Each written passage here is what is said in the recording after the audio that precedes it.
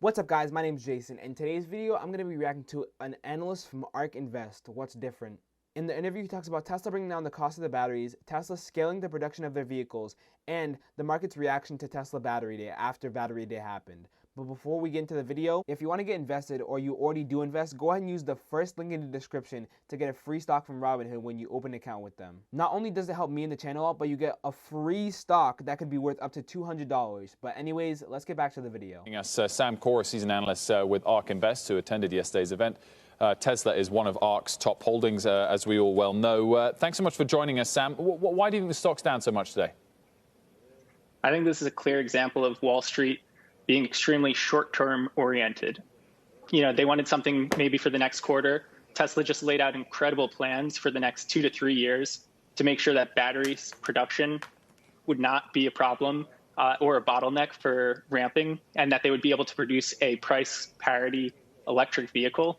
And I think, you know, that level of investment for the future is just not what Wall Street analysts are looking for. I couldn't agree more with Sam. I literally predicted in my last video that Tesla stock would go down after Battery Day. And guess what happened? It went down.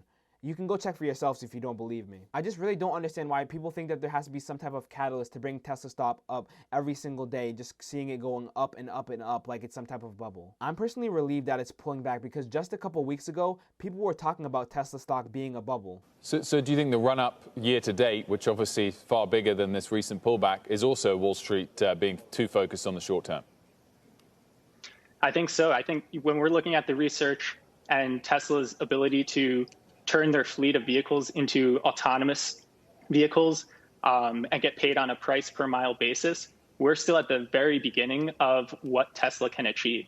Right, but I was saying, Sam, you were saying the pullback is Wall Street being too short-term focused, so the run-up that preceded that, is that also short-termism, or is that the correct long-termism?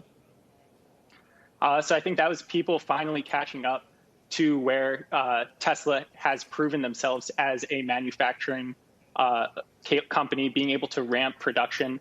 I think for a long time, pretty much for the past 5 years, the narrative we heard, Tesla will never be able to scale production.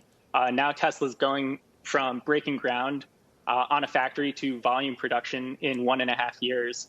So I think that was really a catch up for Wall Street to where they are today and where they're operating. And I still think there's a huge amount of room to go from here for what Tesla can do in the future.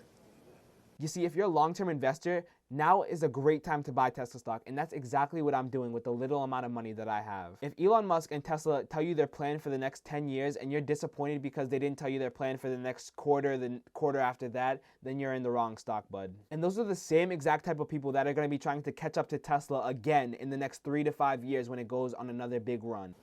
And we'll give you credit. I mean, the ARK funds have done really well this year, in part because of your heavy exposure to Tesla, and you guys were out on a limb with very, very bullish calls.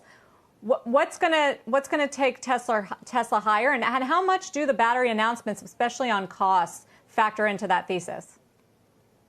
Sure. So I'll start on the battery front. I think the announcements they made are incredible because they're not just improvements on a dollar per kilowatt hour basis, but the cost reduction measures are actually increasing the performance of the vehicle.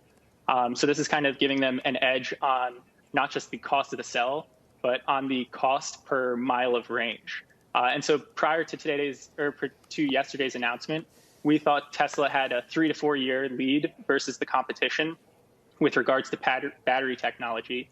And now we think that lead is extended even further. And this is all due to their vertical integration. And you saw that because these improvements were coming across a number of vectors. And that's going to be extraordinarily hard for a competitor to replicate. So this 10% pullback or 14% over 2 days is short-termism. I mean, clearly it's performed unbelievably well so far this year, Sam. That doesn't lead you to want to take any profits? Bro, we play the long game over here. I don't know if this is targeted personally towards Sam or Ark Invest, but I know that it's targeted towards retail investors like you and me, where the CNBC anchor is trying to influence us into selling a stock that we believe has much more potential in the next 5 to 10 years. If you sell now, then you'll just be trying to find the next best entry point into Tesla, and no one can do that consistently, so inevitably, you'll just find yourself chasing the stock. And that's what a trader does, not an investor. Well, that wraps up this video. If you made it this far, thank you so much for watching. Also, don't forget to hit that like and subscribe button if you haven't already. Also, don't forget to comment down below if you thought Battery Day was a letdown. I personally think it was great, but I'm interested in what you guys have to say. But with that being said, I'll see you guys in the next one. Peace.